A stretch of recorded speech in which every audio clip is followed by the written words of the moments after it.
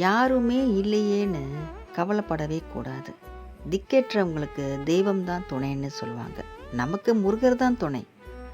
நிறைய பேர் நம்ம கூட இருப்பாங்க. நம்ம வேணான்னு சொல்லிட்டு நம்மளை உதாசீனப்படுத்திட்டு போவாங்க.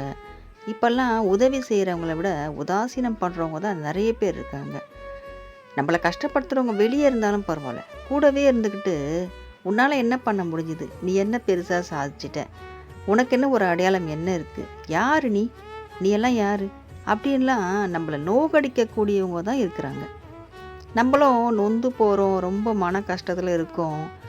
ஏன் இந்த வாழ்க்கை இப்படியெல்லாம் கஷ்டப்பட்டு கடைசியில் என்ன தான் நம்ம சாதிக்க போகிறோம் அப்படின்லாம் நம்ம இன்னை வரைக்கும் இப்போ வரைக்கும் இப்படி தான் வாழ்ந்துட்டுருக்கோம்.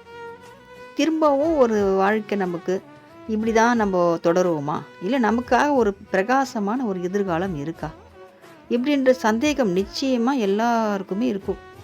அது எவ்வளோ பெரிய அவங்க பணக்காரர்களாக இருந்தாலும் சரி, ஏழையாக இருந்தாலும் சரி, எதனா ஒரு கஷ்டத்தில் அவங்க மீண்டு வந்துட மாட்டோமான ஒரு எதிர்பார்ப்புகள் நிச்சயமாக இருக்கும். அதுக்கெல்லாமே அவங்களுக்கு முற்றுப்புள்ளி, நம்ம கஷ்டத்துக்கெல்லாம் ஒரு முற்றுப்புள்ளி வச்சு நம்ம மனசு போல் வாழ்கிறதுக்கு கண்டிப்பாக நம்ம முருகன் கண்டிப்பாக நம்மளுக்கு வழிகாட்டுவார். வழிகாட்டலைன்னா ஒரு முருகனை நம்ம யாருமே வணங்கவே தேவையில்லை. முன்னோர்கள்லாம் வணங்கிட்டு போயிருக்காங்க, அவரை உணர்ந்துட்டு போயிருக்காங்க. முருகன்லாம் லேசுப்பட்ட கடவுள் கிடையாது. அவரை வணங்குறதுக்கே ஒரு ஞானம் வேணும்.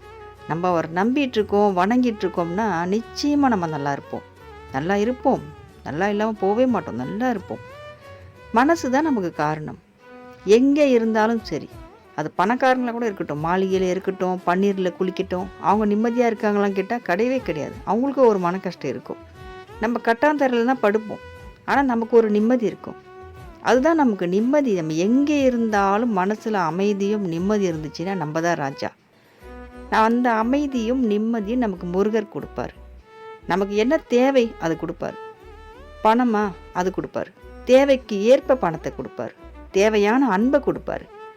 நமக்கு தேவையில்லாத ஒரு விஷயத்தை எல்லாமே எடுத்துகிட்டு நம்ம முருகர்.